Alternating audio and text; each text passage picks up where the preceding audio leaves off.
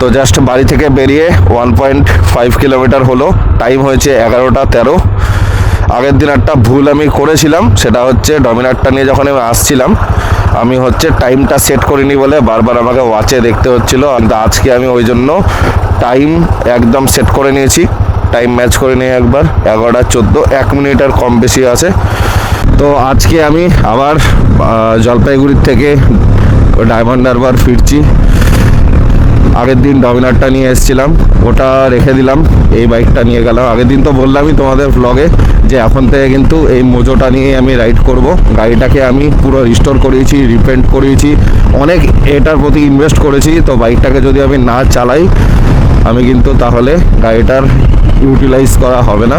আর আজকে এই যে রাইডটা মোটামুটি আগের দিনও 699 কিলোমিটার হয়েছিল, 699.7, আজকেও তাই হবে, সেম রাস্তায় ফিরবো। তো এই 700 কিলোমিটারের এই গোটা বাইকটার রাইড রিভিউ একটু একটু করে চলতে চলতে তোমাদেরকে বলতে থাকবো। বাড়ি যখন আমি ফিরে আসি না তখন একটা এনার্জি থাকে, বাড়ি যাবো, তাড়াতাড়ি বেরোবো, তাড়াতাড়ি করে পৌঁছাবো। কিন্তু আমি যখন আমার বাড়ির থেকে ফেরত যাই ওয়ার্ক লোকেশনে তখন আর সেই এন্থুটা থাকে না, মনে হয় ঠিক আছে পৌঁছালেই হলো। 23.7 কিলোমিটার বাড়িতে এখন অবধি এসছি, টাইম হয়েছে 11:32। 11টার সময় বেরিয়েছিলাম, নিয়ে একটুখানি দাঁড়িয়ে মাইক, তারপরে হচ্ছে এই আমার ক্যামেরাটা সেট আপ করে নিলাম। আমি ইউজ করি Insta360 ONE RS 4K addition, তো সেটাই পুরো সেট আপ করে নিলাম। তোমরা আমাকে জানিও এটার ভিডিও কোয়ালিটি এবং অডিও কেমন আসছে। তো এটা হচ্ছে আমার বাড়ির থেকে বেরিয়ে ফার্স্ট টোল, এটা হচ্ছে ফাটাপুকুর টোল। আর কলকাতা থেকে যখন আমি ফিরি এটা কিন্তু আমার লাস্ট টোল হয়, আগের দিন তোমাদের দেখিয়েছিলাম, বাট এটা হচ্ছে আজকের ফার্স্ট টোল পড়লো। 23.7 কিলোমিটার বাড়িতে এখন অবধি এসছি, টাইম হয়েছে 11:32। এখানে কিন্তু লেখা আছে বাঁদিকে ঘোষপুকুর। এই রাস্তাটা কিন্তু একটা জিনিস আমি বহুদিন ধরে খেয়াল করছি, জানি না কি কারণ, এখানে যতবার এই জায়গাটুকুনিতে রাস্তা বানানো হয় ততবারই কিন্তু এই রাস্তাটা ভেঙে যায়। কিছু একটা সমস্যা আছে, মানে রাস্তাটা বানানো হলে মোটামুটি 6 মাসে আবার এই জায়গার এই প্যাচটা এই কন্ডিশনই হবে। এই প্যাচটা এখানেই শেষ নয়, সামনে আরও কিছুটা আছে, মানে একদম প্যাথেটিক কন্ডিশন। এবার এটা তো তাও বৃষ্টি হয়েছে বলে এরকম অবস্থা, এটা যদি বৃষ্টি না হয় তাহলে এত ধুলো হবে এখানে, দেখেছো চাকা ঢুকে যাচ্ছে পুরো একদম। হায় রে হায়, যাওয়াই দুষ্কর, এখান দিয়ে যাওয়া যাবে এটা দিয়ে?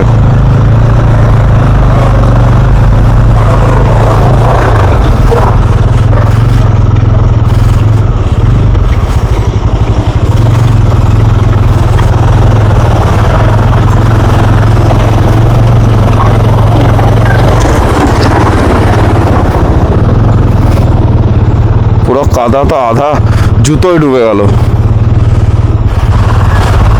এখানে একটা জিনিস কিন্তু আমি বুঝতে পারছি, মোজোর লো এন্ড টর্ক, গাড়িটা ফুল লোডেড, পিলিয়ান শুদ্ধ, একদম কম স্পিড আছে, 2000-এর কাছাকাছি RPM মেনটেন হচ্ছে, কিন্তু তাও গাড়িটা ফুল পাওয়ার নিয়েই টানছে।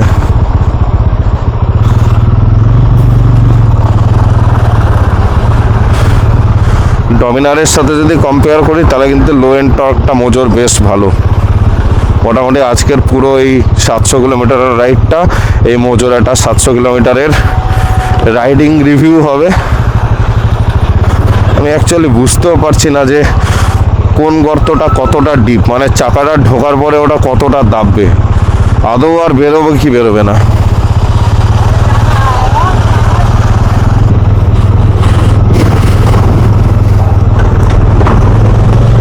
ফাইনালি আগের দিনেই 3 দিন আগেই আসলাম, এরপর থেকে মোটামুটি পুরোটাই ভালো। বাইকটার একটা জিনিস যেটা বুঝতে পারলাম সেটা হচ্ছে বাইকটার ক্রুজিং স্পিড কিন্তু মানে যেই স্পিডে চালালে মনে হবে না ইঞ্জিনটা ওভার স্ট্রেস হচ্ছে, সেটা কিন্তু 95 থেকে 115-এর মধ্যে। সব থেকে সুইট স্পট মোটামুটি 100 and 105, এটা হচ্ছে সব থেকে সুইট স্পট। আর একটু ইকোনমি যদি চাও, ফুয়েল এফিসিয়েন্সি হাই স্পিডে, তাহলে 95 থেকে 100-এর মধ্যে ক্রুজ করতে পারো। 300 সিসির গাড়ি, আর 29 bhp 30 Nm টর্ক, এটা হচ্ছে পাওয়ার ফিগার। একটু আমার ভুল হতে পারে, তোমরা মোজো XT 300 2016 মডেলের পাওয়ার কনফিগারেশন যেটা আছে দেখে নিতে পারো ইঞ্জিন স্পেকটা।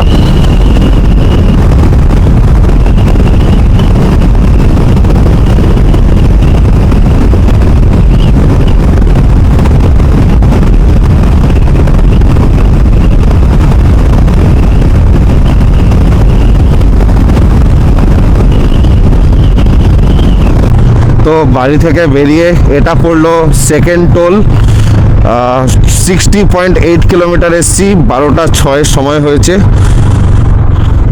বাইক হওয়ার জন্য সুবিধা হচ্ছে এক্সেমটেড লেন দিয়ে বেরিয়ে যেতে পারবো।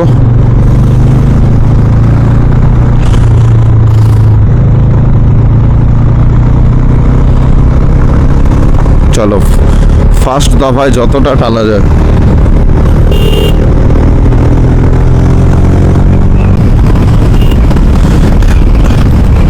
এখন বাজে 12:30 আর 94.4 কিলোমিটার এখন পর্যন্ত আমি এসছি। আজকে আমি আমার এই বাইকটার মোটামুটি 2 বছরের ওনারশিপ এক্সপিরিয়েন্স, মানে একটা পয়েন্ট ডিটেলে আলোচনা করব। প্রথমেই চলে আসি বাইকটার স্টেবিলিটি দিয়ে, কারণ লং রাইড করতে গেলে একটা বাইক কতটা হাই স্পিডে স্টেবল, হাইওয়েতে কতটা স্টেবিলিটি দিচ্ছে, ব্রেকিং পারফরমেন্স কীরকম, এই দুটো খুব ম্যাটার করে। বাইকটা কিন্তু অনেকটা লঙ্গার হুইল বেস, হাই স্পিডে কিন্তু হাইওয়ের রাস্তা একদম চিপকে চলে, দুর্ধর্ষ স্টেবিলিটি, গাড়ি একদম নড়েও না, ক্রস উইন্ডে, সাইজও অনেকটা বড় এবং ওয়েটটাও অনেকটা বেশি। হুইল বেসটা লং বলে এটা কিন্তু অনেক বেশি প্ল্যান্টেড চলে, অনেকটা হাইওয়ের রাস্তা অনেকটা আঁকড়ে চলে, কিন্তু সিটি রাইডে কিন্তু একটুখানি কঠিন হয়ে দাঁড়ায় ব্যাপারটা, অত ইজিলি ফ্লিক করা যায় না এদিক ওদিক হুইল বেসটা লং বলে। তো এটা যেহেতু অ্যাজ এ ট্যুরিং ক্যাপাবিলিটি নিয়ে বাইকটাকে তৈরি করানো হয়েছে, গাড়িটাকে ট্যুরিং ওরিয়েন্টেড করা হয়েছে, তাই জন্য কিন্তু এই বাইকটাতে এই হাইওয়ে স্টেবিলিটিটা কিন্তু অনেক বড় একটা প্লাস। দেখতে দেখতেই চলে আসলাম ইসলামপুর বাইপাসে, ঢুকে গেলাম ইসলামপুর বাইপাস। রাইট সাইড দিয়ে গেলে ইসলামপুর টাউনে ঢুকে যেতাম, এটা পুরো বাইপাস হয়ে যাচ্ছে।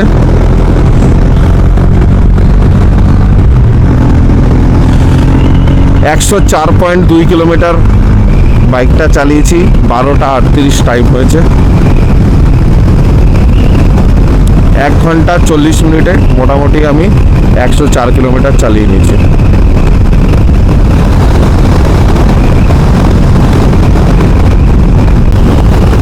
অসাধারণ বললেও কম হবে, এত সুন্দর হাইওয়ের ভিউ আর এত সুন্দর রাস্তা, অসাধারণ। প্রথমেই ব্রেকিংয়ের কথা যদি বলি, অ্যাজ এ নন এবিএস সামনে পিছনের ব্রেকের ক্যালিব্রেশন কিন্তু খুবই সুন্দর, কিন্তু তোমাকে এই ব্রেকিংটায় হ্যাবিট করতে হবে, অভ্যাস করতে হবে। অভ্যস্ত হয়ে গেলে কিন্তু খুবই সুন্দর একটা ব্রেকের ক্যালিব্রেশন সামনে পেছনে। যেহেতু নন এবিএস তাই সামনেরটা অনেকটাই, মানে ব্রেকটা জোরে মারলেও কিন্তু লক হতে চায় না অত সহজে, আর পেছনেরটা কিন্তু ভালো লক হয়ে যায়। তো তোমাকে পেছনেরটা হালকা করে মারতে হবে, সামনেরটা জোরে মারতে হবে, দুটো মিলে অ্যাডজাস্ট যখন তোমার এটা হয়ে যাবে পুরো, এটাই অ্যাকচুয়ালি একটা প্রতিবর্ত ক্রিয়া। প্যানিক সিচুয়েশানে হোক বা যে কোনো সিচুয়েশানে হোক, মাসেল মেমোরির উপর টোটালটা থাকে। তো যদি তোমার অভ্যাস হয়ে যায় তাহলে ব্রেকিং ইজ গুড। তাই আমার তরফ থেকে এটার রিভিউ কিন্তু ব্রেকিংয়ের দিক দিয়ে একদম থামস আপ।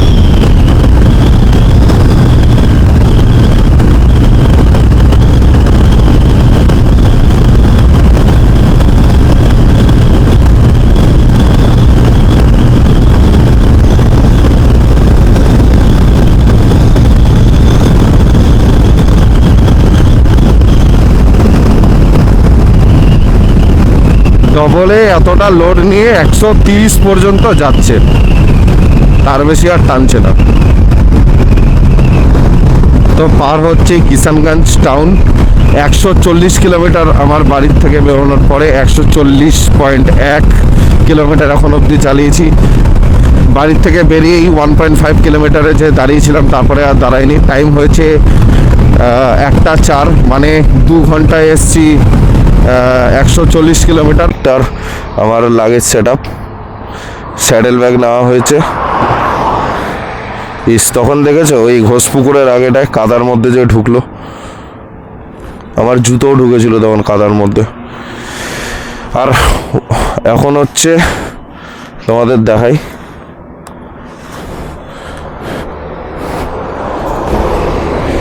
145.9 কিলোমিটারে দাঁড়ালাম। 1টা 12 টাইম হয়েছে, আর বসা যাচ্ছিল না একটুখানি। এখন 10 মিনিটের একটা ব্রেক নিই, এরপরে আবার চলো তোমাদের সাথে আবার রাস্তায় দেখা হচ্ছে। এখানে 15 মিনিট মতো দাঁড়ালাম, 1টা 28 বাজে আবার বেরিয়ে পড়লাম। ওয়েদারটা যদি এরকম ছায়া ছায়া মেঘলা মেঘলা থাকে তো সুন্দর পৌঁছে যাব, বৃষ্টি আসলেই একদম শেষ। কি যে করেছে কিছুই বুঝতে পারলাম না। ভালো রাস্তার মাঝখানে হঠাৎ করে কিছুটা রাস্তা পুরো ডোজার দিয়ে খুঁড়ে রেখেছে। হতে পারে ওই জায়গাটা পুরো গর্ত ছিল, জিনিসটাকে আবার ভালো করে বানাবে। 158 কিলোমিটার অলরেডি চালিয়েছি, 1টা 38 টাইম হয়েছে। তো এখন আমি আরও একটা ব্যাপারে কথা বলবো, সেটা হচ্ছে sitting comfort and riding posture. Sitting posture কিন্তু অনেকটা আপরাইট এই মোজোতে। আমার যেরকম ডমিনারে জানার একটা আছে হচ্ছে অ্যাঙ্গুলার হ্যান্ডেলবার রেইজার, ওটা লাগানো আছে 2 ইঞ্চ। তারপরে আমার যতটা আপরাইট হয় এটাতে উইদাউট হ্যান্ডেলবার রাইজারই কিন্তু আমার অনেকটাই আপরাইট। এটাতে হ্যান্ডেলবার রাইজার লাগানো ছিল, কিন্তু তাতে কি সমস্যা হচ্ছিল, তাতে হচ্ছে আমার কিন্তু পশ্চার গন্ডগোল হচ্ছিল। নিয়ে আমি এই রাইডটার আগেই হ্যান্ডেলবারের রাইজারটা খুলে দিই, আর এখন দেখছি মোটামুটি আগের তুলনায় অনেক বেশি কমফোর্টেবল। মানে তোমরা যারা মোজো ওন করো তারা হ্যান্ডেলবার রাইজার না লাগালেই better. As a stock bike মোজোর রাইডিং পশ্চার কিন্তু খুবই সুন্দর, একদম আপরাইট এবং খুবই কমফোর্টেবল। এবং যদি পিলিয়ন কমফোর্টের কথা বলি তাহলে মোটামুটি একটু আগে আমার ওয়াইফের থেকেও শুনলাম, ও যাচ্ছে, আসার সময় এসেছিলো আমার সাথে, যাওয়ার সময় আমার সাথেই ফিরছে। তো ওরও কিন্তু কোনো কমপ্লেন নেই, বরঞ্চ ও আমাকে এটা বলছিল যে ডমিনারের থেকে এটাতে বসলে সিটের স্পেস একটু বেশি। আমার মনে হয় না সিটের স্পেস বেশি, দুটো মোটামুটি সেম সাইজেরই সিট, কিন্তু ডমিনারেরটা স্প্লিট সিট আর এটারটা হচ্ছে সিঙ্গেল পিস সিট বলে একটু সিটটা কমফোর্টেবল আর স্পেসিয়াস ফিল হয়। কিন্তু মোটামুটি সিটিং স্পেস সেম। মানে আমার একটুখানি এই যে আমি মুভমেন্টটা করছি, এই মুভমেন্টটার স্পেস আছে, গায়ে গায়ে লাগছে না। মাঝখানে যদি দুজনের কিছু একটা নিয়ে বসতে হয় সেটাও এখানে পসিবল। পিলিয়নের একটা সমস্যা অনেককেই তোমরা খেয়াল করতে পারো, অনেকেই খেয়াল হয়তো করো না। মানে যখন পিলিয়ন সিটে বসে তো তার যে পা রাখার ফুটপেকটা থাকে, ফুটপেকটা অনেক জায়গাতেই না অনেকটা উপরে থাকে বলে কি হয়, অনেকটা পাটাকে মুড়ে বসতে হয়। তো আমি এই বাইকটার ক্ষেত্রে দেখেছি যে এখানে কিন্তু মানে একদম নিচের দিকে আছে ফুটপেকটা বলে অনেকটা পাটা স্ট্রেট বসা যায় পিলিয়নের ক্ষেত্রে। তো এই জিনিসটাও বেশ কমফোর্টেবল, আমি নিজে বসে দেখেছি। অনেকটা লং রাইডও কিন্তু পিছনে বসে পা বা কোমর ব্যথা হয় না, যেটা আমার ডমিনারটায় হয়। ডমিনারটার ফুটপেকটা অনেকটা উঁচু বলে, ওর সিট থেকে ফুটপেকের হাইটটা কম বলে পাটা অনেক বেশি মুড়ে বসতে হয়। কিন্তু এক্ষেত্রে কিন্তু এটা বেশ সুন্দর, মানে পিলিয়ন কমফোর্টটা বেটার। এবার উপরে নিয়ে নেই, তাহলে কিন্তু আমি পূর্ণিয়া চলে যাব। আমি যাব হচ্ছে বাঁ দিক দিয়ে, নিচে সার্ভিস লেনটা নিলাম, চলে আসলাম ডালখোলা।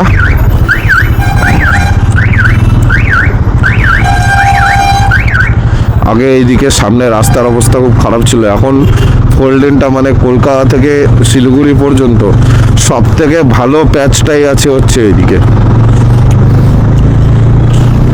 এই ডালখোলা বাইপাসটা। আগে কি হতো, ডালখোলার ভেতর দিয়ে যেতে হতো, আর হচ্ছে ডালখোলার ওখানে রেল গেটের জাম পড়লে তো মোটামুটি তোমরা যারা যাতায়াত করো তোমরা জানোই, মানে ঘন্টার পর ঘন্টা চলে যেত। কিন্তু এখন কিন্তু এই রাস্তাটা হওয়ার জন্য মানে একদম অসাধারণ হয়ে গেছে। আমি বোতলবাড়ির রাস্তাটা, যেটা বেঙ্গল টু বেঙ্গল বলে, ওটা নিলাম না, আমি স্ট্রেট বেঙ্গল, বিহার বেঙ্গল 4 লেন যেটা রোড, ওটা দিয়ে যাচ্ছি। ঠিক আছে, 187 হয়ে গেল। 187 কিলোমিটার এখন অব্দি চালিয়েছি। এখন সময় 2টো বাজে, আর এখান থেকে রায়গঞ্জ যা 30 কিলোমিটার। মোটামুটি ওয়েদারটা এখনও ঠান্ডা ঠান্ডাই আছে, কারণ আমি কন্টিনিউয়াস 105 106 ক্রুজ করছি। যেহেতু এটা 21 লিটারের ফুয়েল ট্যাঙ্ক, ওই জন্য আমি ফুল ট্যাঙ্ক করিয়ে বাড়ির থেকে বেরিয়েছিলাম। 187 কিলোমিটার হয়ে যাওয়ার পরে মাত্র 2টো দাগই মাত্র গেছে। মোটামুটি বহরমপুর অব্দি বা কলকাতার কাছাকাছি আমি পৌঁছে যাবো বলেই মনে হয়। চলে আসলাম আজকে দিনের 4 নম্বর টোল প্লাজা। এটা হচ্ছে রায়গঞ্জের ঠিক আগেই পড়লো।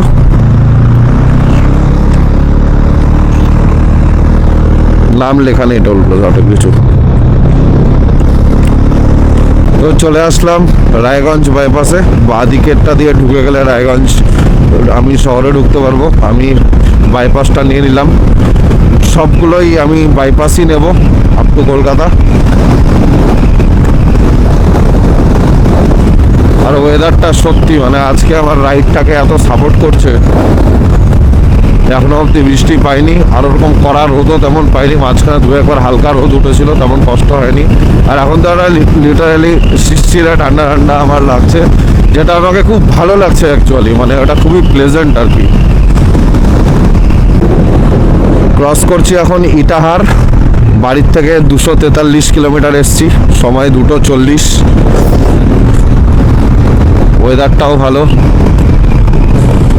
আচ্ছা, এবার আমি একটা অন্য ব্যাপারে কথা বলবো যেটা খুব ইম্পর্টেন্ট রাইডিংয়ের জন্য। সেটা হলো সাসপেনশন। যদি আমি স্ট্রিট বাইকের কথা বলি, স্ট্রিট বাইকের মধ্যে আমার মনে হয় মাহিন্দ্রা মোজোর মতো সাসপেনশন সেটআপ খুব কম বাইকে আছে।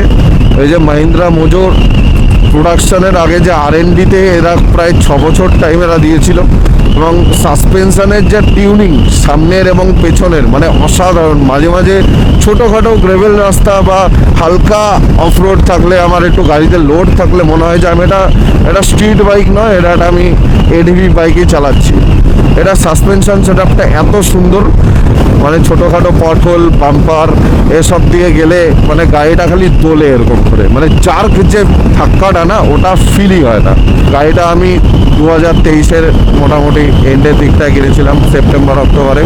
নিয়ে আমি ওটাকে জলপাইগুড়ি নিয়ে চলে এসেছিলাম। জলপাইগুড়িতে নিয়ে আসার উদ্দেশ্য ছিল গাড়িটাকে ভালো করে রিপেয়ারিং, কারণ হচ্ছে বাইকটাতে অনেক কিছু প্রবলেম ছিল এবং অনেক পার্টস দরকার ছিল। হেডলাইটের রিফ্লেক্টার মানে রিফ্লেক্টার পর্যন্ত খারাপ হয়ে গেছিলো। তো আমার তখন দরকার ছিল কি বাইকটাকে একটা সেফ প্লেসে রেখে একটু একটু করে পার্টগুলোকে অর্ডার করে এনে গাড়িটাকে রিস্টোর করাতে।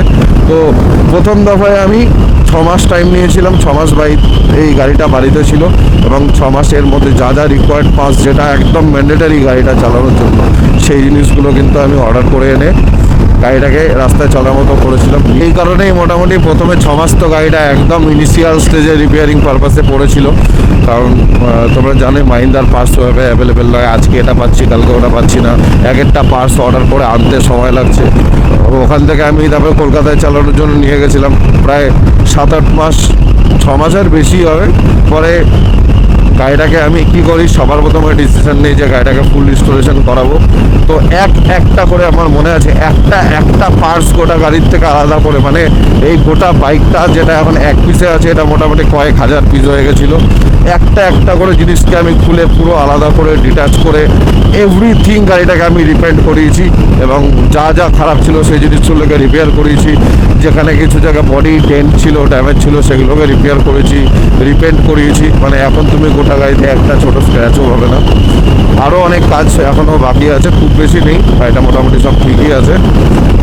কিন্তু একটা আমাকে জাস্ট PVF করতে হবে ট্যাঙ্কটা এবং সামনে হেডলাইট পোর্শনটা, কারণ এই যে দেখছো ট্যাঙ্ক ব্যাগ এখানে রাখছি আমি, তো এর জন্য কিন্তু স্ক্র্যাচ পড়ে যাবে। আর আমি চাই না এত কষ্ট করে রিস্টোর করা গাড়িটা আবার এটাতে কোনো রকম স্ক্র্যাচেস পড়ুক বা কিছু হোক। চলে আসলাম দিনের 5 নম্বর টোল, ফারাক্কা রায়গঞ্জ হাইওয়ে। বিশ্বাস কর হাইওয়েতে উঠে না আমার এই টোটোগুলোকে দেখতে ইচ্ছা করে না। মানে কোনো মানেই হয় না এই টোটো হাইওয়েতে চলতে দেওয়ার পারমিশন। মানে কেউ এগুলোকে কন্ট্রোল করার কারণে, এটাই আমি বুঝতে পারি না। মানে এদেরকে কন্ট্রোল করার কেউ নেই। এরা 4 লেন রাস্তা দিয়ে টোটো যাবে 25 কিলোমিটার স্পিডে।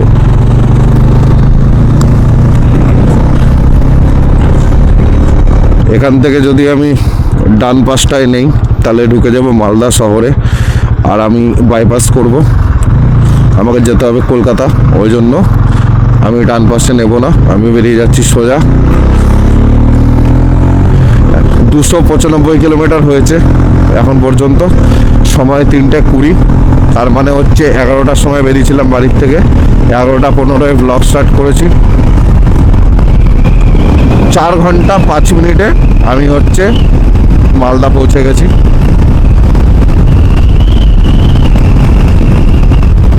এখন অবধি একটাই হল্ট নিয়েছি, 146 কিলোমিটার যখন এসছিলাম তখন এই মালদা বাইপাসে। এখনই আমি সামনে কোথাও চায়ের দোকান পেলে হচ্ছে আমি হচ্ছে সেখানে আরেকটা হল্ট নেব। 7 কিলোমিটারে এসে দাঁড়ালাম। এটা হচ্ছে ওখান দিয়ে ঢুকে গেলে মালদা, এটা হচ্ছে মালদা বাইপাসের এক্সিটটা। চলো এখানে একটু 15 মিনিট মতো রেস্ট করা যাক। ভেবেছিলাম 15 মিনিট হল্ট নেব, কিন্তু ওটা 25 মিনিট হয়ে গেছে। ওটা কিছু করার নেই আর। বেচারা পিছনে বসে বসে ঘুমিয়েই যাচ্ছিল একদম। আমরা তো বাইক চালাচ্ছি ঠিক আছে, কিন্তু পিছনে বসে থাকলে তো কিছু করার থাকে না। চলে আসলাম কালিয়াচক, আর এখানের এই চিরাচরিত জাম তো লেগেই থাকে। এটা হচ্ছে 6 নম্বর টোল প্লাজা আজকের দিনের। এরপরে মনে হয় ফারাক্কা বহরমপুর টোল স্টার্ট হবে। তো এটা হচ্ছে ফারাক্কা নতুন ব্রিজ, কিন্তু ব্রিজটা এখনও কমপ্লিট হয়নি। মানে ওরাই ওখান থেকে ঘুরে আসলো বললো, তো পুরোনো ব্রিজ দিয়ে যেতে হবে। নেক্সট টাইম আশা করি এটা দিয়ে আমি চলে যেতে পারবো। চলো ফারাক্কা ব্যারেজে উঠছি, আর এই উপরটায় ভিডিও করা বারণ থাকে, ওই জন্য আমি ভিডিও করব না এখানটাতে। তো আমি এখানে বন্ধ করছি, ওপার থেকে আবার চালাবো। নিউ পরদেশি ধাবা, এখানে খাওয়া দাওয়াটা করে নিই যা পাওয়া যায়। নামও দেখি, দেখো কি আছে এখানে। বাজে 4:23, 346 কিলোমিটার এসছি এখন পর্যন্ত। ফারাক্কা লোকাল জায়গার নাম শঙ্করপুর। শঙ্করপুরে ফারাক্কা ব্রিজ পার করে মোটামুটি কত 10 কিলোমিটার, 10-11 কিলোমিটার বাদে এসে এই যে এখানে খাওয়া দাওয়া করলাম নিউ পরদেশি ধাবা। উনি হচ্ছে মালিক, ওনার ব্যবহার খুব ভালো, উনি খুব যত্ন করে খাওয়ালেন। একটা বিরিয়ানি নিলাম, খুবই সুন্দর বিরিয়ানি ছিল, আর ভেজ থালি। খুব সুন্দর খাওয়া দাওয়া হলো। এটা অনলাইনে ছাড়তে পারবেন? অনলাইনেই যাচ্ছে। হ্যাঁ, মানে কম্পিউটারের দোকানে বলছি তো ছেড়ে দেয়নি না এটা মানে আমি তো টাকা দিয়ে এখানে খেলাম, এটা আমার মানে পার্সোনাল রিভিউ। আপনার খাওয়া দাওয়া ভালো লাগলো আমার, আপনার ব্যবহারও ভালো লাগলো, রিকমেন্ড করা উচিত। ঠিক আছে, চলো আবার রাস্তায় দেখা হচ্ছে। খাওয়া দাওয়াটা হয়ে গেল খুব সুন্দর, 5:11 বাজে। আর হচ্ছে মোটামুটি 1-1.5 ঘন্টা এখন লাইট থাকবে। খাওয়া দাওয়াটা করা খুব দরকার ছিল। বাইকে তো ফুয়েল ট্যাঙ্কটা বড় তোমাদের বললাম, এখনও অবধি রিফুয়েল দরকার পড়েনি, এখনও হাফের কাছাকাছি তেল আছে। মোটামুটি আরও 150-200 কিলোমিটার মতো আশা করি লাগবে না। আর এই ক্যামেরার ব্যাটারিটাও চেঞ্জ করা দরকার ছিল, ওটাও অনেকটা মানে আর 5 না 7% ছিল, ব্যাটারিটাও চেঞ্জ করে নিয়েছি। মোটামুটি আর 40-45 মিনিটের বড় হল্ট হয়ে গেল। ভিউটা দেখেছো এখন?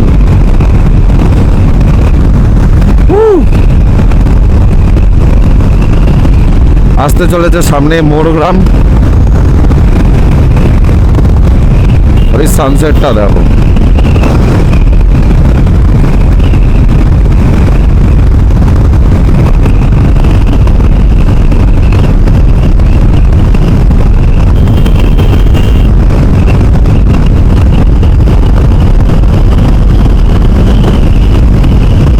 বাজে 5:56, 400 কিলোমিটার পুরোপুরি কমপ্লিট হয়ে গেল।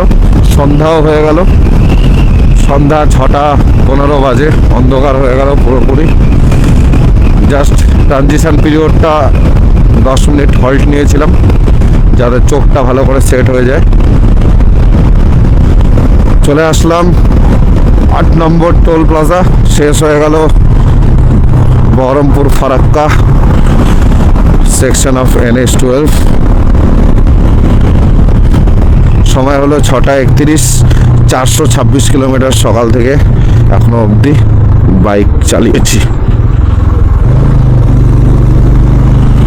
ঢুকলে বহরমপুর টাউন, আর এই ডান দিক দিয়ে নিলে হচ্ছে বহরমপুর বাইপাস। আমার তো সব জায়গাতে বাইপাসই করতে হবে।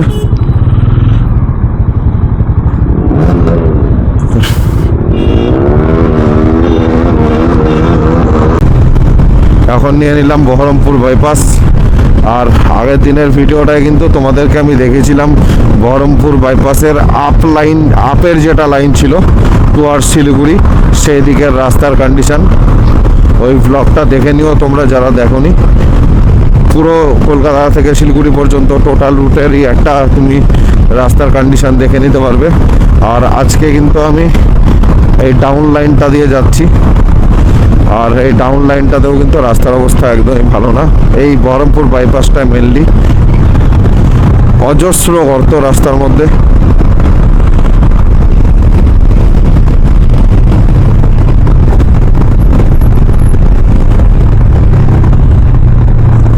অস্বাভাবিক রকমের খারাপ, মানে কোনো কথাই হবে না। কোথা দিয়ে চালাবো তার কোনো ঠিক ঠিকানা নেই।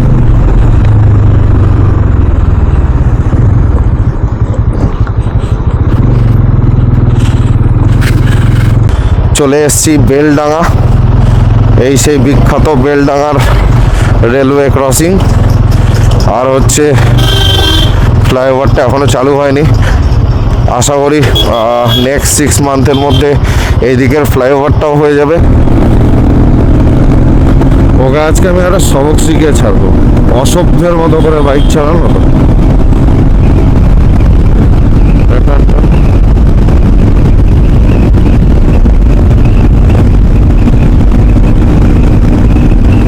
কত চালাবি?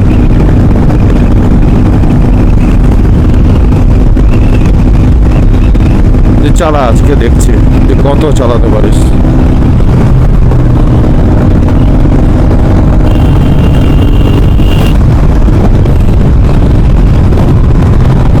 দেখছো কিরকম করে বেরোচ্ছে।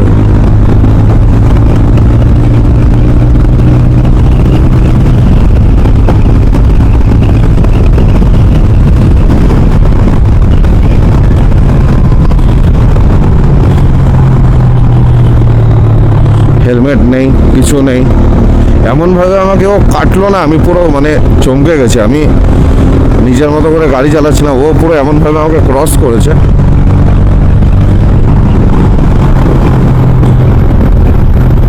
ব্যাস, ওর খেলা শেষ। এখন বাজে 7:44, 470 কিলোমিটার এখন অবধি চালিয়েছি। আর এখন মোটামুটি সারাদিন বাদে না, মোটামুটি বসে আছি অনেকক্ষণই। এখন একটু ব্রেকটা বারবার নিতে হচ্ছে। আবার দাঁড়িয়েছিলাম একটু আগে, একটু চা খেলাম, হালকা হালকা ঘুম আসছিল একটু। আর মোটামুটি 230 কিলোমিটার মতো এখনও বাকি। গাড়ির কিন্তু এবার রিফুয়েল করতে হবে। হালকা হালকা ঝটকা মারছে, বুঝতে পারছি যে তেল শেষ হয়ে এসছে। 495 কিলোমিটার অলরেডি 1 ট্যাঙ্ক রেঞ্জে চলে এসেছি। এখন আমার চিন্তা হয়ে গেল যে আমি তেল কোথার থেকে ভরবো। চলে এখন ধীরে ধীরে ধীরে ধীরে যেতে থাকি। সামনে যেখানে পাম্প পাবো, হাইওয়ে আছে, কোথাও না কোথাও পেয়ে যাব, কিন্তু গাড়িটা ঠেলতে না হলেই হলো। 200 কিলোমিটার মতো বাকি। তো 30-60টা অ্যাভারেজ আমি হিসাব করে 8 লিটার তেল ভরছি। আশা করি তাতে আমি বাড়ি পৌঁছে যাব। তার পরেরটা পরে দেখছি। 854.24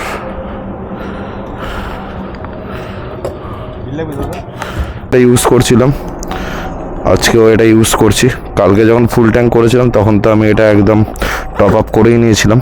আরেকটা জিনিস রিভিউ হিসাবে যেটা আমার বলা দরকার সেটা হচ্ছে ট্যাঙ্ক রেঞ্জ হিসাবে ফুল ট্যাঙ্কে 500 কিলোমিটার মাইলেজ একটা খুব একটা প্লাস পয়েন্ট, মানে পিস অফ মাইন্ড বলতে পারো। লম্বা হাইওয়ে যেখানে পেট্রোল পাম্প কম, সেখানে যদি তোমাদের ট্রাভেল করতে হয়, সেখানে 500 কিলোমিটার ফুল ট্যাঙ্ক রেঞ্জ মানে একটা যথেষ্ট বড় পিস অফ মাইন্ড।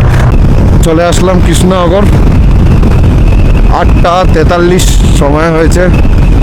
বাড়ির থেকে 527 কিলোমিটার এখন অবধি এসেছি।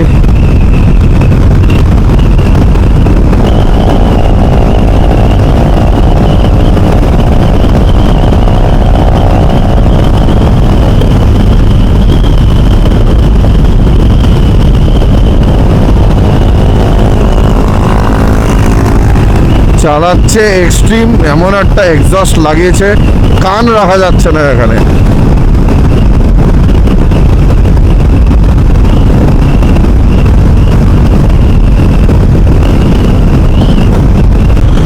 রাস্তার মধ্যে এরকম করে সাইনবোর্ড দেখতেই পারবে, এখানে বলে দিয়েছে বড়জাগুলি সাইনবোর্ড এই মানে সাইড রোডটা নিতে, সার্ভিস রোডটা নিতে। তো আমি এখান থেকে লেফট সাইড নিয়ে নেব। চলো এখান থেকে লেফট সাইড নিয়ে সামনে থেকে গিয়ে ডান দিকে নিতে হবে। আন্ডারপাসটা যাই বলো, ওভারব্রিজ বা আন্ডারপাস, এর নিচ দিয়ে নিয়ে নিতে হবে ডান দিকে। এই দেখো,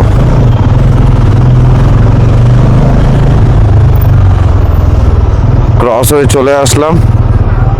এয়ারপোর্ট বলছে 48 কিলোমিটার। চলো 591 কিলোমিটার এখন অবধি চালিয়েছি, 9:56 বাজে।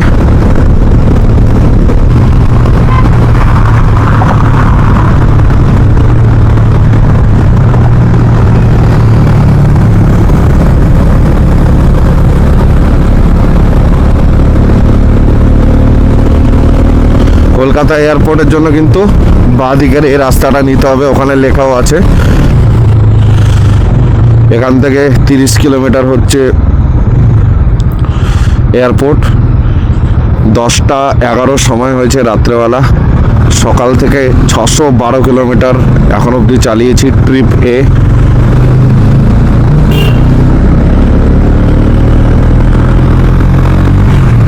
এয়ারপোর্ট আর হচ্ছে 10 কিলোমিটার। আমি বুঝতেই পারলাম না কি করে এত কিলোমিটার পার হয়ে গেল, মানে রাস্তাটা এতই সুন্দর আর ট্রাফিকও অনেকটা কম। আমি তো কন্টিনিউয়াস 105-10 চালাচ্ছি, আর রাস্তাটায় এত পরিমাণ লাইট, ওই জন্য না কোনো দেখতেও অসুবিধা হচ্ছে না। সত্যি এক্সপ্রেসওয়েটা খুব ভালো হয়েছে। ওইদিকে কিছুটা কমপ্লিট হয়নি, তো আমি ভাবছি এটা এবার বিরাটি দিয়ে যাব। আগের দিন বেলঘরিয়া এক্সপ্রেসওয়ে দিয়ে ঢুকেছিলাম, আজকে বিরাটি দিয়ে এয়ারপোর্ট দিয়ে যাব।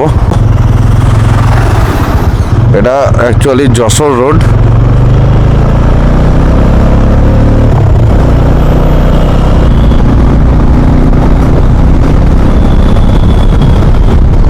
চিংড়িঘাটা ক্রসিং পার হয়ে গেলাম, এখনই উঠবো মা ফ্লাইওভারে। এত রাত হয়ে গেছে, 10:55 বাজে, তবুও কিন্তু ভালো পরিমাণ জ্যাম আছে। ডিস্টেন্স যত কমে আসছে না, ধৈর্যটা তত কমে যাচ্ছে, মানে আর ধৈর্য ধারণ করতে পারছি না, অধৈর্য হয়ে যাচ্ছে। কি হচ্ছে এখানে, গিয়ে মা ফ্লাইওভারে উঠতে দেবে না?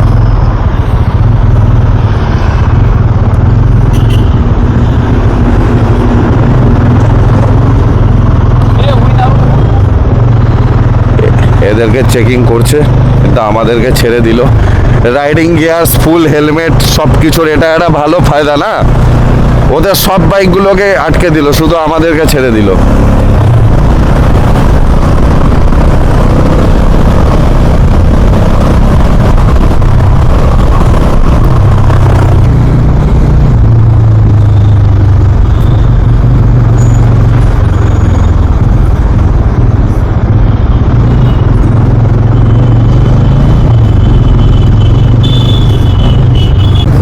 উঠে গেলাম ডিএইচ রোডে।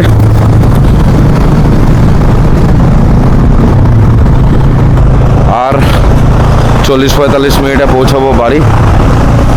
এরপর থেকে হচ্ছে ব্যাপারটা আরও সমস্যার, কারণ এরপর থেকে হচ্ছে সিঙ্গেল লেন রাস্তা। আর এই রাস্তায় এখন রাতেবেলা ট্রাকগুলো চলে শিরাকল পর্যন্ত।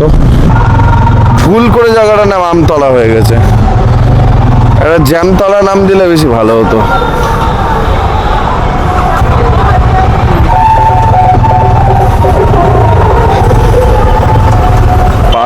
পার হয়ে গেলাম এই ক্রসিং।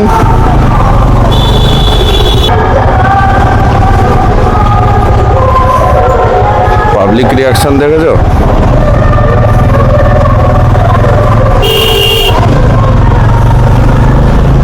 সময় হয়ে গেছে 12:09। আর এখন পর্যন্ত সকাল থেকে 707 কিলোমিটার আমি চালিয়েছি। আর আমি আমার ব্লগটা এখানেই শেষ করতে চলেছি।